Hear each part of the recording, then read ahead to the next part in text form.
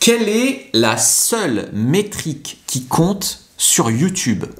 Tu veux faire exploser ta chaîne YouTube, comme tu le sais, j'ai plus d'1 million d'abonnés cumulés sur mes réseaux sociaux, donc tu veux faire exploser ta chaîne YouTube et YouTube te met en avant généralement 2 métriques qui sont le taux de clics sur tes miniatures et le taux de la durée de rétention que garde ta vidéo. Le problème, c'est que ces 2 données, ces 2 variables, ne veulent rien dire. Parce que regarde, en fait, ton taux de clic, il baisse quand YouTube teste une nouvelle audience. Donc quand YouTube au début va toucher une audience qui est ton cœur de cible, qui est tes abonnés, eh bien tu vas avoir un taux de clic, je te le souhaite, après ça dépend des niches, mais autour de 10%. Moi je suis déjà allé jusqu'à 25-26% au début. Et après, plus YouTube étend l'audience, plus le taux de clic baisse, puisque ça touche des gens de moins en moins intéressés. Et puis au bout d'un moment, YouTube arrête de diffuser ta vidéo.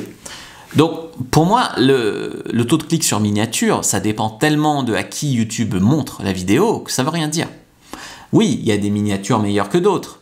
Il y a des miniatures qui suscitent plus la curiosité, voilà. Mais franchement, une donnée relative. Ensuite, il y a la durée de rétention. Des fois, tu vois, baisse. Oui, mais si tu as fait une vidéo de 5 minutes, alors que d'habitude, tu fais des vidéos de 12, la vidéo peut être vue en pourcentage autant, voire plus, mais en durée que YouTube te montre, c'est plus bas. Parce que si quelqu'un regarde 50% d'une vidéo de 5 minutes, ça fait 2 minutes 30, mais s'il regarde 30% d'une vidéo de 12 minutes, par exemple, ça fait 4 minutes. Donc, il regarde plus, alors que c'est plus long. Et YouTube met en avant ces 2 métriques, et je trouve que c'est assez trompeur, tu vois.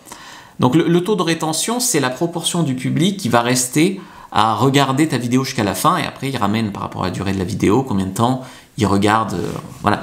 C'est une variable qui peut être importante pour l'algorithme. On dit toujours c'est le taux de clic et la rétention. Oui, ça compte, mais il faut déjà attirer le clic. Après, il faut garder la personne.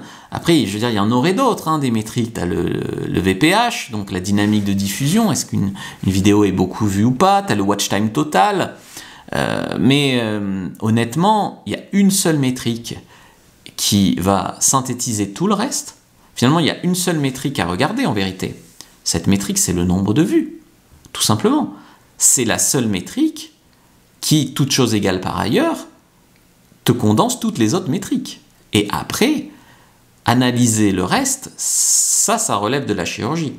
Mais les mecs qui me disent taux de clic, machin, mais ça dépend aussi de ton sujet, de ton titre, de ton... La seule vraie métrique qui compte, c'est les vues. Alors maintenant, je vais faire une formation sur YouTube pour vous aider à comprendre l'algorithme qui a changé en 2019.